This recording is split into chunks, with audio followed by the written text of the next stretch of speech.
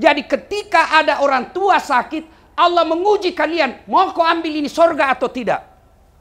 Tapi sayang 1000 sayang, banyak anak diuji orang tuanya stroke, diuji orang tuanya kena serangan gula. Aduh, anaknya 1 tahun mulai mengeluh. Kenapa? Istrinya yang tidak sabar. Maka bu, hati-hati ki milih mantu. Kalau masih mahasiswa sanging kuku najina jaga, mana potong kuku pigi tongi salon, mau kok kira-kira nak kasih kencing kalau sakit kok? Carita campur raktu. Tenamo, mana matana nasari tongi soplens, bulu matana tak lapis-lapis. Kira-kira mau kok nabukakan pempersmu kalau stroke mako? Nah bilangi suaminya kasih masuk panti jompo itu orang tuamu. Itu gunanya orang hati-hati milih mantu. Maka dia nabita al-mautu babun. Mati adalah pintu yang setiap kita pasti melewatinya. Berarti Bapak Ibu sekalian, mau atau tidak, tiba saatnya pasti mati. Yang jadi masalah, bagaimana kondisimu mati.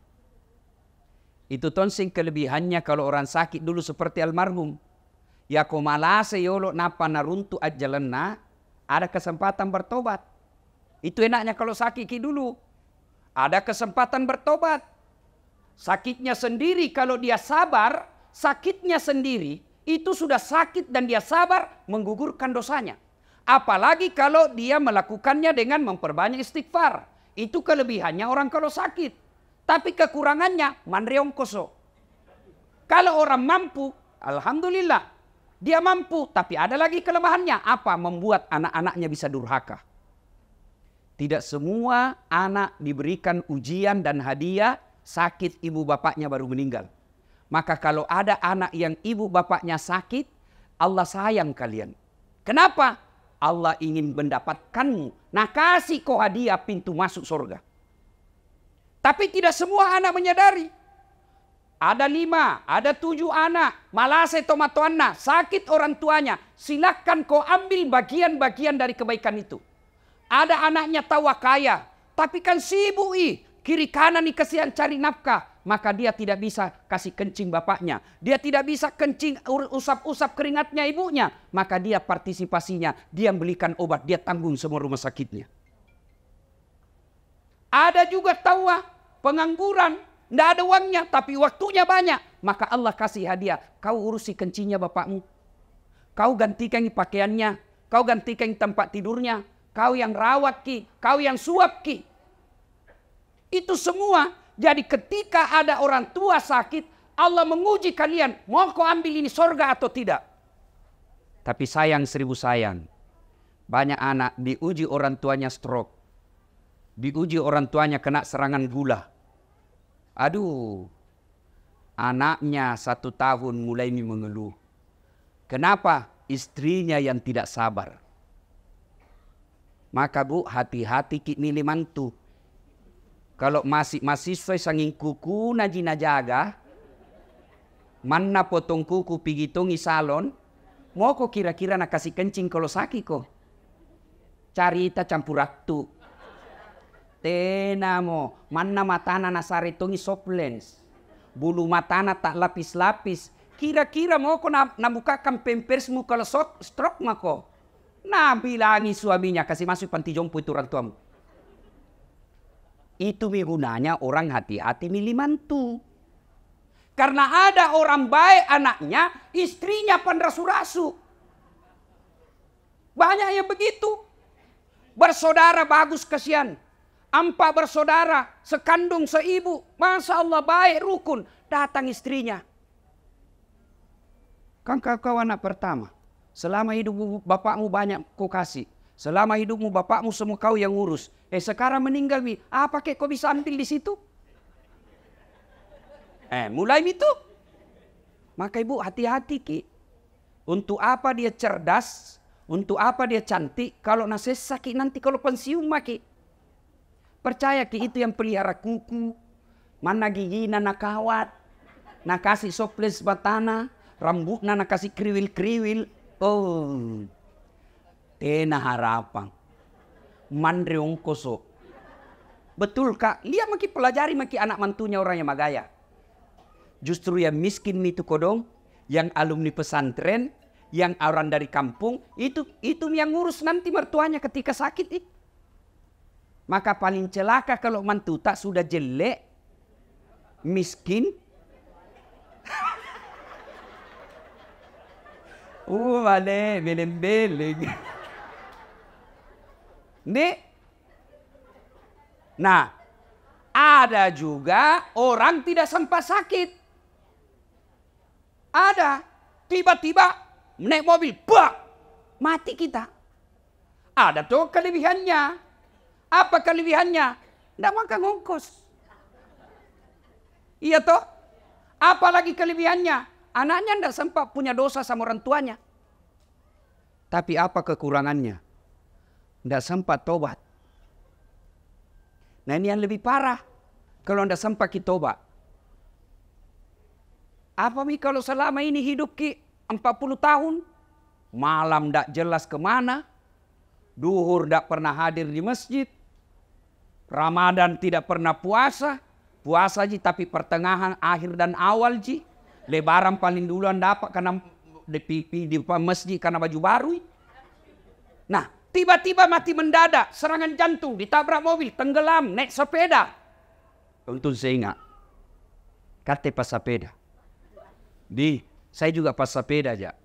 Tapi jangan saiki itu baju tak yang sempi-sempi, itu melanggar syariat.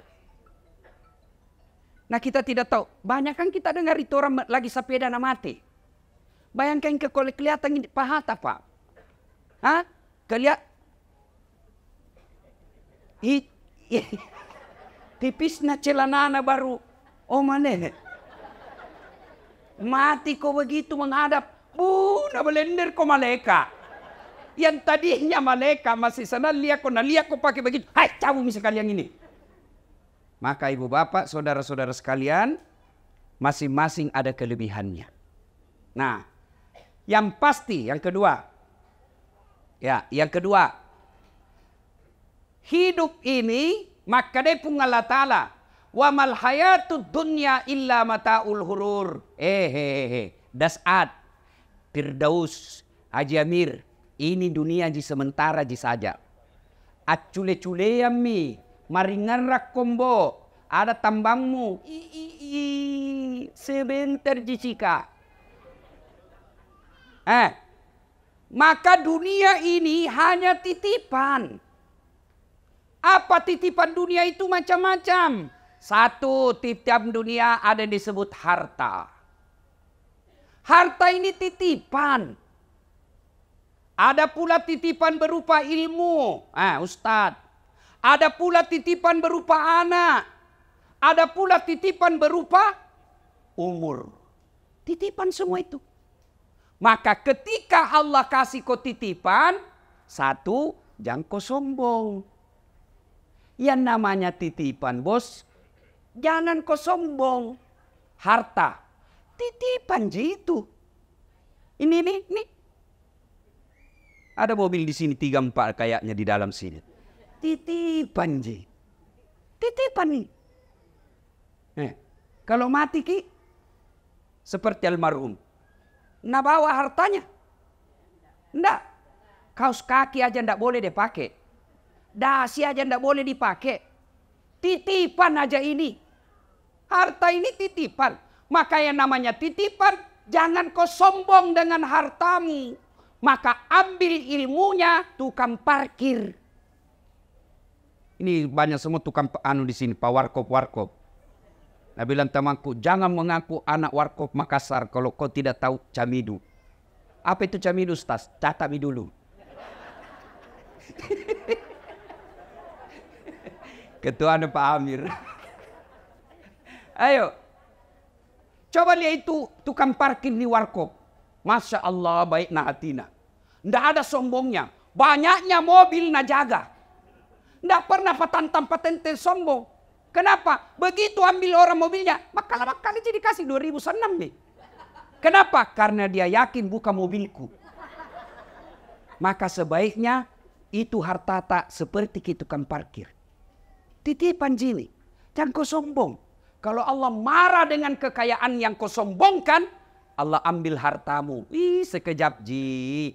Maka dami pun Allah Ta'ala kun fayakun. Jadi habis. Apa contohnya? Tsunami. Lihat itu kalau tsunami hancur. Gempa, kebakaran. Maka harta jangan membuat kita sombong. Ibu-ibu, tahu ki Firaun? Tahu ki? Itu Firaun, Bu. Allah melaknat dia karena dia sombong. Gagah. Raja. Istananya banyak.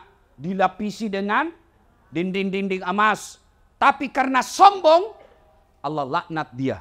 Dan Allah tidak akan memasukkan dia dalam surga. Kalau kita ini Islam pernah dua kalimat syahadat, yakin sampai mati, pasti masuk surga. Jangan makin khawatir, Bu. Ini semua kita pasti masuk surga. Yang penting sudah syahadat, yakin dua kalimat syahadat itu pasti masuk surga. Cuma kalau dilanjutkan pertanyaan, kapan masuk surganya? Sudah pakai dicuci.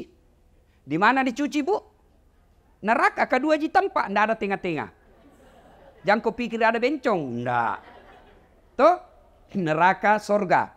Kalau dia tidak masuk surga, di neraka. Kalau dia Islam, masuk ke surga. Tapi mampir dulu di neraka. Bagaimana keadaan di neraka dicucinya? Tergantung dosamu. Sama bajuku saya. Kalau bajuku yang kupakai si ceramah, rendam saja deterjen, bilas sedikit, bersih. Tapi itu bajuku yang kupakai dulu waktu SMA SMP kalau pika sawah, kotor, mamaku nak cuci istilahnya, nak cuci kalantang. Tahu ki kalantang, Ibu? Tahu bapak-bapak kalantang? Direndam dulu satu malam air panas, besok baru disikat, dibanting-banting, diinjak-injak, toh, dibanting lagi, disikat, baru dijemur satu hari, malamnya diembunkan, besok baru dibersihkan lagi, baru bersih. Begitu, Bi. Kalau banyak dosa tak, kalau sedikit ji, tampilin jaki saja, tak, masuk kok. Sudah, Mi. Tapi kalau banyak dosa au patopan di kalantang. Di kalantang orang, Pak. Tergantung dosa. Tapi Fir'aun, itu Allah jelaskan Quran, haram dia masuk surga. Kenapa? Karena dia sombong. Lalu, dilaknat Allah, tidak ada orang suka. Itu Fir'aun tidak ada yang sukai. Mana buktinya? Sampai sekarang ini, tidak ada orang Maros mau kasih nama anaknya Fir'aun. Itawa terkenal sekali. Ini kinja toa di Quran. Raja. Tapi tidak ada orang mau kasih nama Fir'aun anaknya. Kenapa? Karena Fir'aun dilaknat Allah karena kesombongannya. Maka kaya jangan membuat sombong. Yang kedua, apalagi harta. Yang kedua, ilmu. Jangan sombong. Adakah ilmuwan sombong? Ada. Mana gerangan? Ada, itu biasa. Tidak usah bahas ilmu kedokteran, ilmu agamamu. Adakah ustadz sombong? Ada. Yang mana ciri-ciri ustadz sombong? Yang tidak mau menerima perbedaan pendapat. Pendapatnya saja nanggap benar. Kalau berbeda langsung bina bilang bid'ah, masuk neraka. Kada tong itu begitu, Pak? Ada. Apa yang mau kita sombongkan dengan ilmu ini? Padahal Allah sudah jelaskan, wa ma utitu minal ilm illa qalila. Dek wale kopat disengah kecuali cek dek mi. Itu kata Allah. Apa yang kita mau sombongkan dengan ilmu? Ini dasar latif. Yang merasa hebat. Bukan karena saya cerdas. Bukan karena saya jago. Tapi karena ada penontonku. Saya bisa viral. Sampai penonton saya di YouTube sudah 148 juta. Bukan karena saya hebat. Tapi karena ada yang nonton. Coba kalau saya ceramah di sini. 2 jam berapi-api. Membara. Tidak ada yang nonton. Lewat patopan. Lama misaki itu Ustaz. Iya toh? Iya. Jadi kalau jadi penceramah ilmuwan. Jangan kau sombong. Kalau Allah marah. Nah kasih pikun kok. Ada obatnya pikun? Ada obatnya pikun? Ada walau benar atau tidak ini cerita-cerita ji. Ada profesor dekat-dekat mi pensiun. Mau pi mengajar. Setiap dia mau pi mengajar selalu nak cium istrinya. Ini 2 minggu mi tidak dicium istrinya. Dah protes istrinya. Bilang, Pak, biasanya kalau mau pi mengajar kau cium kak. Ini Momi 2 minggu tidak pernah mau cium-cium. Dalam hati, astagfirullah, berarti siapa ku cium selama ini? Ternyata pembantunya cium. Jantung modus. Mata-mata sudah dengar begini, besok didapat sama anaknya. Ku kira mamamu nak. Apa yang kita bersombongkan dengan ilmu? Maka yang baik, mari saling menghormati perbedaan pendapat. Nih, biasa kita ini gara-gara beda pendapat dalam suatu masjid, akhirnya masjid tidak tenang. Lama-lama masjid ditinggal jamaahnya. Lama-lama akhirnya masjid didominasi oleh satu aliran atau mazhab saja.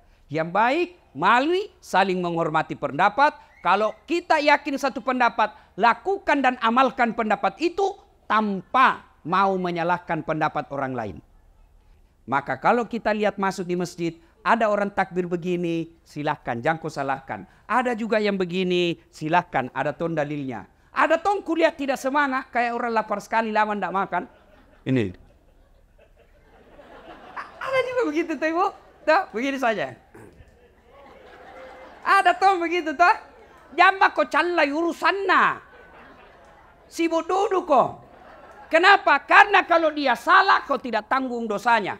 Kalau dia sesat, kau tidak ikut sesat. Tapi kalau kau celah, kau maki, kau hina, kau dapat dosa karena menghina hamba Allah. Selesai. Jadi kalau ada kita lihat berbeda, jangan maki urusi. Mau ki pelihara jenggot, silahkan. Jantung aku bilang yang tidak pelihara jenggot, tidak sunnah. Mau kau yang jengki celananya, silahkan. Jantung kau bilang orang yang dibawa mata kakinya kafir, tidak. Saya dibully di WhatsApp, di Facebook. Ini Ustadz tidak sunnah. Kenapa kau bilang tidak sunnah? Buktinya kau tidak pelihara jenggot. Mau dia apa kalau tidak mau tumbuh? Gara-gara jenggot udah cala-cala kan. Sibuna. Sudah ya. Jadi jangan sombong gara-gara ilmu. Yang ketiga, apa itu titipan? Sudah harta, ilmu, apalagi? Jabatan. Wali kota, kepala dinas, gubernur, pak camat, anggota dewan, titipan nasen jinjo. Tiaku borro, jangan kau kabarra-barra. Iya toh? Bu,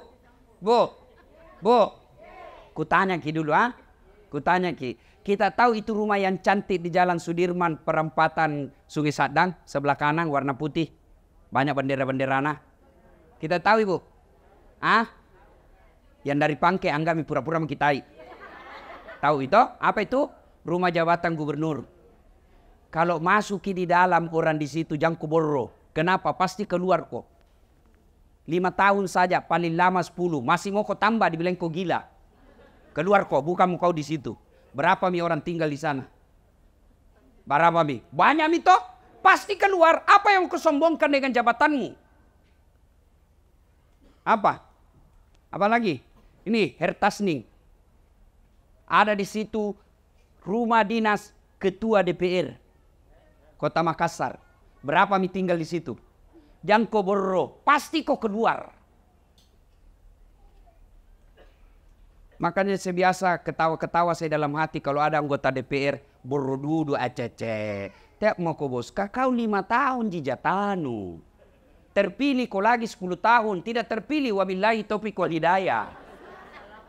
Kutanya ki dulu ibu, kutanya ki. Mana lebih tinggi pangkatnya gubernur dan wakil gubernur? Mana ibu?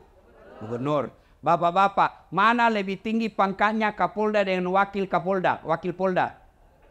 Mana lebih tinggi pangkatnya wali kota dengan wakil wali kota? Tidak mungkin wakil lebih tinggi daripada wali kotanya. Tidak mungkin wakil gubernur lebih tinggi daripada gubernurnya. Tidak mungkin Wakapolda lebih tinggi jabatan pangkatnya daripada Kapolda. Iya toh? Tapi herannya, kenapa itu wakil rakyat? Nah kau wakil ya kau bos. Ini kayak nak kepatak kekuasaan rakyat. Kau wakil ya kau. Kenapa kau jadi wakil rakyat mau merasa sombong? Nah kau wakil. Allah marah. Kalau sombong, nah ambil kau punya kekuasaan. Maka cara mengambilnya ada yang hina seperti kita lihat sekarang di TV. Toh? Yang keempat, titipan karena waktu terbatas. Yang keempat titipan Allah, apa itu? Anak. Ada orang kesian 15 tahun menikah. Kesana kemari habis uangnya. Allah tidak kasih. Tidak ada anaknya. Maka semua ini pertama kalau dia titipan. Tiako kabarra-barra. Jangko sombong, jangko takabur. Jangko borro. Yang kedua karena dia titipan. Maka jaga itu titipan Allah. Bagaimana cara menjaganya? Kalau dia harta, menjaganya bukan dengan deposito ke bank. Bukan dengan membeli emas. Tapi kalau kau mau jaga itu hartamu, mas sudahkah kau? Jangan kau beli. Bersedekah. Itulah cara paling aman menjaga hartamu. Nih, coba. Rumah begini, mewah, ada mobil. Kalau meninggal ki bu, siapa tempati? Kalau meninggal ki, istri kedua. Pasti nih bu, kawin lagi. Jangan aku lagi pikir cemburu kalau dikubur. Nggak ada urusan cemburu orang dikubur. Iya toh? Nih, ibu-ibu nih. Yang banyak semua masna. Kuning-kuningan. Kalau mati ibu siapa pakai? Siapa pakai? Istri kedua. Teak bago. Wabillahi taufiq hidayah. Itu. Mama Nece na dengar ceramahku ini. Tuh na lihat togi di YouTube. Na lihat istriku ibu. Dia bilang, Ustaz. Jadi kalau mati ya nanti. Motong ku kawin. Ku bilang sini kau dulu sayang. Duduk kau di sini baik-baik ya. Ngapa kau panggil saya? Nah istriku. Ku peluk-peluk baru ku bilang sayangku, dengar ki baik-baik ah. Jangan kamu mati maki, masih hidup ki saja. Nah saya selalu berpikir kawin lagi. Apalagi pun nak mati mako. Makanya ibu bersedekah ki. Mau kemana? Mau ki kemana? Pasti mati bu. Itu muka atas sudah pesan dari Allah. Dulu ndak ada keriputmu. Dulu kau masih muda. Dulu kau masih tua kau mau kemana? Pasti mati ki bos. Maka ibu, bu, dengar kak dulu. Enak nih tuh orang jadi orang kaya. Kenapa? Biar palsu dipakai. Nah bilang ki juga orang asli. Dia maki. Itu enaklah jadi orang kaya. Mana palsu dipakai. Nabi bilang, coba kalau istri nampak tahu pakai. Mana nak beli di Tanah Abang. Orang bilang tahu, tahu. Nabi bilang, tidak mungkin, tidak masuk akal. Orang kaya itu. Itu susah orang miskin. Biar asli dipakai. Nabi bilang, kebekom ngale. Maka kita yang kaya sedekah kok. Maka selesai takziah nanti. Kita yang kaya, panggil anak tak, apalagi yang sudah 60 tahun ke atas. Panggil itu anakmu. Nah, ini ada emasku 500 gram. Jual mau 400 gram, bikin kau masjid di kampung. Yang 100-nya, mari saya pakai. Belikan kembali yang palsu. Sudah. Maka enak, kaya di dunia, kaya di akhirat. Menjaga amanah harta, bukan dengan investasi tanah. Bukan dengan beli rumah ini. Bukan investasi dunia. Pasti tambah susah kau meninggalkannya. Maka caranya sedekah. Bu-ibu. Pernah ada orang kita lihat bangkrut gara-gara sedekah? Pernah? Pernah? Yang bangkrut gara-gara narkoba. Yang bangkrut gara-gara judi. Yang bangkrut gara-gara pemabuk. Yang bangkrut gara-gara selingkuh. Beda poligami selingkuh ah? Iya sami. Kalau selingkuh coko-coko. Nggak halal. Poligami halal. Apa kau tahu pak? Berani kok. Nabila temanku Ustaz. Orang lain istrinya semua singa. Alhamdulillah saya istriku di rumah Ustaz. Bukan macan bu. Kelinci. Nah bilang saya istriku kelinci Ustaz, tapi saya menjadi kangkung.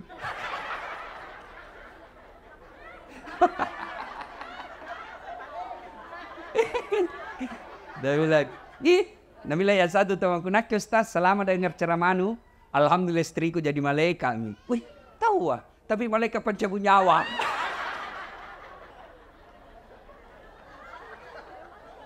Ada kayak cerita sama saya, Ustaz poligami itu kan sunnah. Betul, poligami itu sunnah, jadi jangan celah. Kalau ibu bapak tidak setuju, boleh, tapi jangan kau celah orang yang berpoligami. Tapi dengan catatan, poligami bagi orang yang mampu. Ibarat pesawat itu pesawat Pak, ada kan namanya pintu darurat. Tidak boleh dibuka setiap saat. Pun buka tidak darurat, ngajak kalau ke polisi. Begitu juga itu poligami bagi orang yang mampu. Siapa contohnya? Rasulullah Muhammad sallallahu alaihi wasallam. Kenapa beliau mampu? Salat tahajudnya tiap malam. Kenapa beliau mampu? Senin Kamis tidak pernah lepas. Tiap pagi dia duha, bersedekah setiap saat di rumahnya, tidak pernah kasar ngomong. Maka Allah kasih kemampuan. Kate, hari Jumat saja kau sembahyang, paling terlambat datang, paling cepat pulang.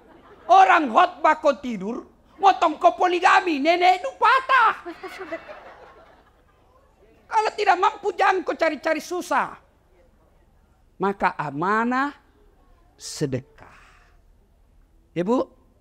Bu? Dan itu orang dermawan, orang senang. Meskipun sudah meninggal orang masih mengenangnya. Iya toh? Tapi kalau sekeki, jangankan meninggal, masih hidup kisah saja dan doakan ke orang. Coba kalau orang dermawan, pikir siara kubur, antar kubur orang meninggal, dilewati kuburna, tahu wah. Baik sekali ini orang teman tetangga atau hidup, suka kina traktir, doakan kita wah. Sudah 5 tahun meninggal, masih didoakan. Tapi kalau orang seke, jangankan mati Pak, masih hidup saja, lewat di kompleks mobilnya, tabrakan lalu. Kukira tuh mau kena kasih naik, ternyata nak kelas sonja. Maka bersedekahlah. Cara memelihara harta yang Allah berikan, sedekah. Yang kedua, anak. Bagaimana cara memeliharanya? Jadikan anakmu soleh dan soleha. Apa Allah melarang anak kita jadi kontraktor? Tidak. Apa Allah melarang anak kita jadi dokter? Bagus. Apa Allah melarang anak kita jadi anggota DPR? Tidak. Tapi Allah minta jadikan anakmu pejabat yang memperhatikan agama. Bu, Ibu. Bu. Kira-kira kalau masuk lagi di kubur sama doakan ki. Suami.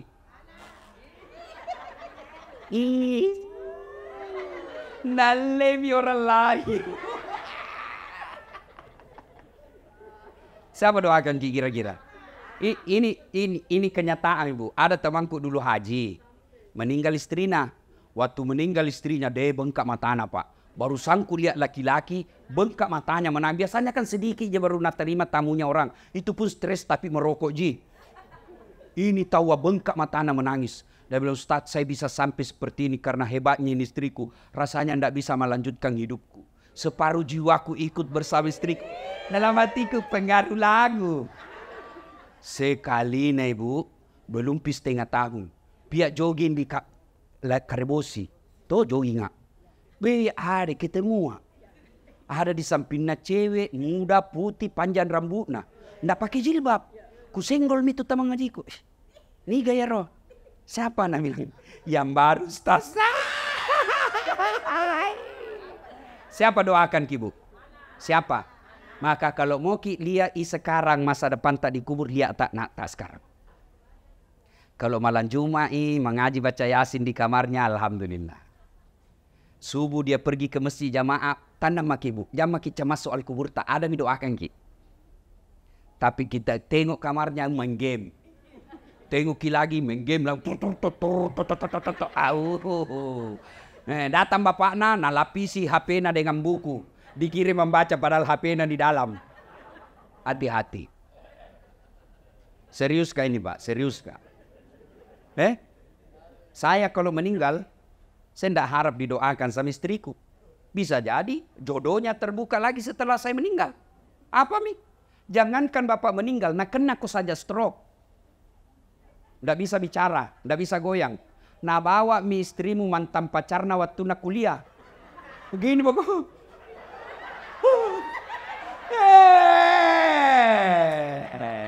Belum pak kau dikubur itu, belum pak kau dikubur. Apai? Maka anakmu jadikan. Apa nurasa ini? Hah? Itu mi bayangkan mi. Nah kena kau stroke, ndak bisa kau bicara, lu kencingi mi dirimu, ndak bisa kau goyang, baru istrimu nak bawa mantan pacarnya yang duda. Begini bakal terus. Dia bilang bunuh mak, bunuh mak. Makanya Bapak Ibu sekalian, doakan anakmu. Bagaimana cara jadi anak yang soleh dan soleha? Baca ki Quran kodong. Baca ki Quran. Ada itu dalam surah Luqman. Jelas itu dibahas oleh Allah mulai dari surah Luqman ayat 14. Ya bunayya, wahai anakku, jangan kau serikatkan Allah. Jak mupat dua puangnya. Beneta lagi deh namanya lipat dua. Apalagi pungalau ta'ala. Ajarkan anakmu dari kecil. Kul huwallahu ahad. Dia tidak tahu tafsir Ustaz. Kasih lagu karena anak-anak senang lagu. Katakan Tuhan itu satu. Rama. Iya toh. Yang mau ku kasih adil lagu-lagu patolo-tolo. Bu ami belaulan kupu-kupu, siap makan nasi, kalau malam minum susu. Mana kupu-kupu makan nasi dong.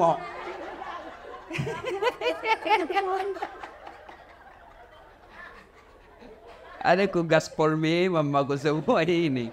Yang ngasih dia cari tanah.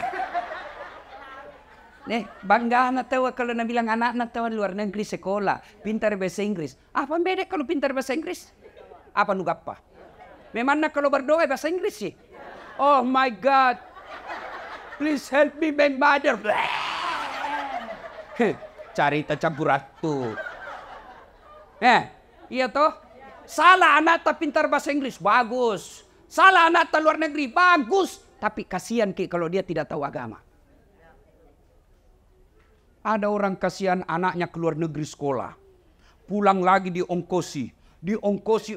Habis uangnya puluhan miliar untuk anaknya. Tapi tidak pernah bangun masjid. Kamase. Bu, saya baru pulang umroh. Kan kalau pikir umroh itu dibawa ke ziarah toh? Ya. Iya toh? Nah itu kalau orang dibawa ziarah, dibawa gitu di Madinah, ada namanya ziarah Masjid 7. Iya toh? Nah, kenapa disebut Masjid 7? Karena ada 7 orang di situ bikin masjid. Ada namanya masjidnya Umar, masjidnya Abu Bakar, masjid Aisyah, masjid Utsman. Ada semua di situ. Kalau orang Romawi Yunani membangun dan membentuk, menjadikan momen bahwa saya pernah hadir di dunia dengan apa? Dia bikin patung. Itu Romawi Yunani. Maka kita kenal ada patungnya, patung-patung orang tokoh-tokoh sana. Ya toh, kalau orang Islam bukan patung, apa? Masjid. Mana cat dibikin kok masjid? Masa kau berani anakmu sekolahkan miliar-miliar kau tidak bisa bikin masjid? Supaya nanti ketika bapak masuk di kubur, ada kau doakan ki. Tidak ada itu teman tak bu. Wih, Pak, kalau meninggal ki, teman tak mau doakan ki. Lihat mi dulu di WhatsApp grup. Ada semua itu grup WhatsApp toh. Coba kalau ada orang meninggal. Mengetik doa saja malas. Stiker gitu nak kirim. Inna lillahi wa inna ilaihi Al-Fatihah. Stiker, ndak nak baca itu Al-Fatihah. Begitulah nasib tak kalau dikubur maki. Pak, kilanya rekinnya baji bu. Bu, saya merantau di Kalimantan. Cari kerja. Tidak enak di Kalimantan. Masih ada pilihanku bu? Masih ada? Ada. Apa? Pulang lagi Pipinrang. Pulang kampung. Tidak mungkin lihat ke sekampungku mati kelaparan. Iya toh? Orang Jawa datang merantau ke Sulawesi. Ternyata di Sulawesi tidak enak. Ada pilihan? Ada. Apa? Pulang kampung. Mangan orang mangan yang penting ngumpul. Iya toh? Apa lagi? Ada pegawai kantor gubernur. Salah dukungi waktu pilgub. Ni betai. Tadinya kepala dinas, akhirnya menjadi staf ahli. Ahli yang tidak ada stafnya. Ada pilihan. Ada. Apa? Pensiun dini, selesai urusan. Tapi masuk kok dikubur. Ada pilihan. Ada pilihan. Masuk kubur. Tidak enak deh, kembali lagi deh. Wow, saya saja masuk kubur tidak enak. Keluar kak, lari semua orang. Ustaz Dasat, Ustaz Kondan jadi pocong. Iya toh. Maka begitu masuk kubur, yang bisa menolong bapak ibu, anak yang soleh dan soleha. Bagaimana carakan anak tak jadi soleh dan soleha? Itu sudah jelas dalam agama. Satu kata Nabi, kasih nama anakmu nama-nama baik. Nama-nama ada doa. Bukan nama-nama pemain bola. Nah kasih nama anak Lionel Messi. Ngapa Lionel Messi? Nah bilang supaya jago main bola. Apa mau jago main bola? Sekarang saja di sini tidak ada stadion. Main bola tidak ada stadion. Satu, kasih nama yang baik. Dua, jangan kau kasih makan uang haram anakmu. Bodoh kita rakyat Indonesia kalau tidak mengambil pelajaran dari yang viral sekarang. Kalau darah dagingnya anak istrimu suka makan uang haram, pasti tidak beres pikirannya. Kalau anakmu selalu kau kasih makan uang haram, pasti tidak beres akal pikirannya. Itu Nabi sudah jelaskan. Mata bawa nojek ko Nabi podako. Tapi kalau anak dipelihara dari yang haram-haram, tidak pernah disentuhkan makan haram, bapaknya kontrak-kontrak, bapaknya tukang servis, bapaknya tambal ban, tapi anaknya nanti yang angkat derajatnya. Pasti begitu. Lihat saja. Itu guru-guru ngaji. Yang anaknya. Dulu di kampung dihina guru-guru ngaji. Karena dia pelihara anaknya baik-baik. Masya Allah anaknya yang angkat harkat dan martabatnya. Maka bapak ibu. Bapak yang sudah terlanjur menghalalkan segala cari nafkah. Jangan putus asa. Segera bertobat. Kasih kembali itu barangnya orang yang kau ambil. Maka istri yang baik. Kalau datang suami tak bawa. Maka pertanyaan pertama. Pak halal jini. Biasanya 5 juta ji pak. Kenapa ini 5 juta 500? Dari mana 500-nya? Halal ji. Kalau nak bilang halal bawa. Kalau nak bilang tidak jelas. Kita mau makan nih. Jangan kasih makan anakku. Saya tidak mau. Bisa ibu? Bisa? Kalau 500.000 bisa. 50 juta? Gue bukan sini gini. 3. Kasih nama. Jangan kasih makan uang haram. Yang ketiga, cara mendidiknya anak kita adalah berikan keteladanan. Jangan berharap banyak anak tak sholat kalau orang tuanya tidak sholat.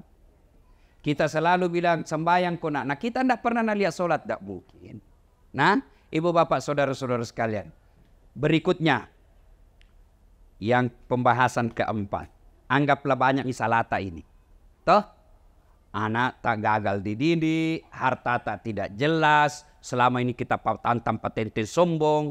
Wala ta'iasu min rauhillah kata Allah. Jangan peturun dulu. Jangan kau putus asa. Selama ajalmu belum dicabut. Selama napasmu masih ada dalam tubuhmu. Maka saya akan terima ampun dari. Saya akan terima tobatmu. Dengan catatan bertobat kok. Cuma bagaimana cara bertobat? Ini yang kita tidak tahu. Pertama cara bertobat memperbanyak kalimat istighfar. Astaghfirullahaladzim wa atubu ilaihi la ilaha illa anta subhanaka inni kuntu minadz zalimin. Malam pelade Ustaz puncoki sih. Astaghfirullahaladzim wa atubu ilaihi. Astaghfirullahaladzim wa atubu ilaihi. Masih panjang Ustaz, yang paling pendekmu astagfirullah, astagfirullah, astagfirullah. Masih panjang Ustaz, pendek sekali ya. Astaga. Tidak boleh memanja. Paling pendek. Tidak ada artinya itu astaga. Tidak ada artinya. Astagfirullah. Itu mah. Tidak aku tahu bahasa Arabnya, bahasa Indonesianya. Puang. Ya Allah maafkan saya. Ampuni saya Allah. Ampuni saya Allah. 1. Yang kedua, tobat bilisannya dengan melazimkan selesai sholat 5 waktu. Membaca zikir subhanallah 33 kali. Alhamdulillah 33 kali, Allahu Akbar 33 kali. Itu sebabnya Nabi menganjurkan selesai kau sholat, baca kau itu 33 kali. Subhanallah, Alhamdulillah, Allahu Akbar. Kenapa? Hadis menjelaskan orang yang baca dengan sepenuh hati, maka Allah gugurkan dosa-dosanya. Dengan catatan pada cengi bacana, perbaiki bacaannya. Jangan terlalu cepat. Tidak tahu apa dia bilang, kayak makan pisang goreng panas. Jumlah. Ya seheran enggak? Sama-sama subhanallah dibaca. Sama-sama 33, sama-sama mulainya. Saya baru 11 dia sampai mi. Karena saya jumlah. Apa itu jumlah? Nasa ngogi koma pigau DC ko pigau isi DC na takala ning pigau takala mu baca pada cengi bacana subhanallah lullah ada lullah di samping apa dipanggil kakak siapa panggil kau itu ku dengar tadi lullah. Yang ketiga istighfar tadi, yang kedua memperbanyak yang tadi, yang ketiga adalah melazimkan sholat sunnah taubat. Bagaimana cara sholat sunnah taubat? Sama sholat sunnah yang lain, cuma beda niat, beda tempat. Kalau tahajud, niatnya tahajud. Kalau duha, niatnya duha. Kalau sholat taubat, Nabi melaksanakannya selesai sholat maghrib nunggu isya. Berapa rakaat? 2 rakaat baik, 4 rakaat bagus, 6 rakaat lebih utama. Artinya boleh tonji 2. Kalau sempat tak 2 ji. Tapi kalau lebih mulia dan lebih bagus, 6 rakaat. 2 rakaat salam, 2 rakaat salam, 2 rakaat salam. Apa gerakan dan bacaannya? Sama sholat sunnah yang lain, cuma beda niat. Boleh diucapkan? Boleh. Boleh tidak diucapkan? Boleh. Tidak mesti diucapkan itu usalli. Ada orang tidak jadi sholat gara-gara tidak hafal. Niat itu bukan menghafal. Begitu ibu bangkit dari tempat duduk, maghrib, dalam hati tak mau sholat maghrib. Selesai sholat maghrib, mau juga sholat taubat. Itu niat. Tidak harus diucapkan. Kalau mau ucapkan boleh. Usalli sunnatal taubat. Raka'ataini lillahi ta'ala. Allahu Akbar. Wakatai masampajat taubat 2 rakaat. Sunnah iriseseku. Nasabah pungallahu ta'ala. Allahu Akbar. Saya niat sholat taubat 2 rakaat. Sunnah hukumnya bagi saya lillahi ta'ala. Allahu Akbar. Tidak hafal itu, berdiri maki saja. Ambil cara gampang. Tuhan, saya sunnah taubat karena Allahu Akbar. Boleh. Boleh begitu. Sudah ulang lagi, Tuhan. Masih seperti yang tadi. Allahu Akbar. Tapi jangan begitu terus. Tapi sah. Boleh. Boleh, Bu. Daripada Ibu katakan. Sali.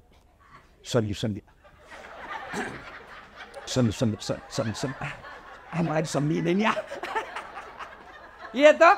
Kita bukan ke orang Arab. Ya, maka niat tidak harus diucapkan, boleh dalam hati.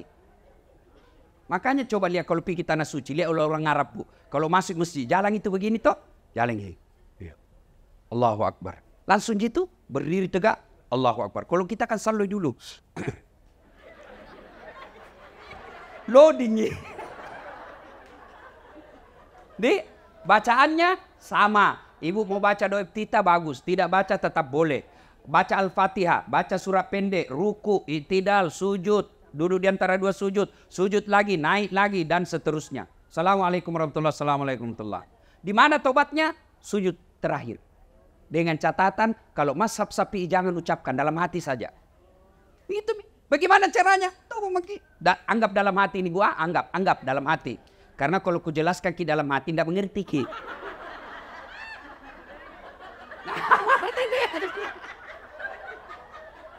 Jadi bagaimana caranya? Anggap ini dalam hati, anggap. Ya Allah, saya hilap tadi di kantor. Ku pegang tangan sekretarisku. Nah pegang nggak juga Tuhan. Akhirnya aku pegang-pegang manghi. Ya Allah ampuni saya. Lalu yang paling penting, ini yang paling penting. Rabbana la tusik qulubana ba'da is hadaitana wa hab lana min ladunka rahmah. Terjemahannya, ya Allah, jangan kau palingkan hati hamba, jangan kau sesatkan hati hamba, jangan kau gelapkan hati hamba setelah engkau berikan hidayah dan petunjuk, setelah engkau berikan terang hatiku.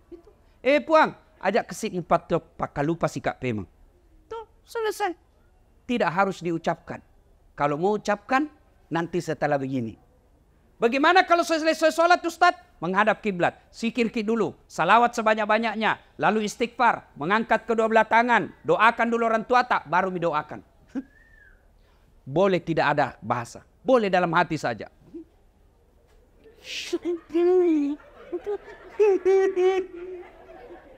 Oh, baru kawin lagi suaminya. Berdoa, tidak harus diucapkan. Nah, namanya salat sunnah taubat. Yang berikutnya cara bertobat. Setelah memperbanyak lisan tadi. Yang kedua dengan salat sunnah taubat. Yang ketiga adalah mengganti kesalahan dengan kebaikan-kebaikan. Kalau selama ini tidak pakai jilbab. Dia bertobat, maka wajib sudah dipakai jilbab.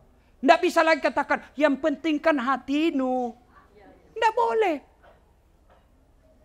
Kalau selama ini masih suka judi, bertobat, buang semua hasil judimu. Maka kau lakukan yang kebaikan. Ganti dengan amal-amal soleh.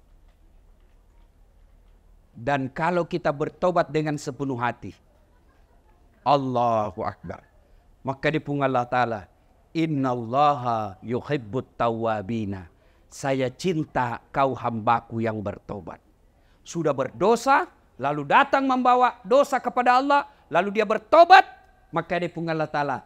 Mega dosamu. Adam pengeku lebih mega pak. Malopo dosamu lebih malopo pak adam pengeku. Berarti yang jadi masalah bukan dosa, yang jadi masalah mau ndak kita bertobat. Tujuan salah satu di antara kehadiran kita ini selain sebagai rasa simpati kita, rasa duka kita terhadap teman, keluarga, karib kerabat kita atas wafatnya almarhum, juga karena kita ingin lebih memperbaiki diri. Caranya paling praktis. Kembali ini, maka ada kesalahan-kesalahan yang kita lakukan, segera bertobat. Jangan lagi menunggu nanti tua, karena ajal tidak pernah menunggu kita tua. Jangan lagi berpikir, saya tobat dulu. Tidak, segeralah. Karena taubat tidak harus tua, tidak harus muda, tidak harus segera, tidak harus banyak dosa. Tapi taubat adalah urusan setiap manusia yang ada nyawanya. Setiap ada nyawa, pasti ada dosa. Dan pada saat dosa, bukan dosa masalah kita, tapi mau tidak kita bertobat. Ibu, bapak, saudara-saudara sekalian, inilah tausiah kita pada taklim kita kali ini. Mudah-mudahan ada manfaat. Terima kasih atas segala perhatian. Mohon maaf atas segala kekurangan. Usikum wa nafsi bitaqwallah. Assalamualaikum warahmatullahi wabarakatuh.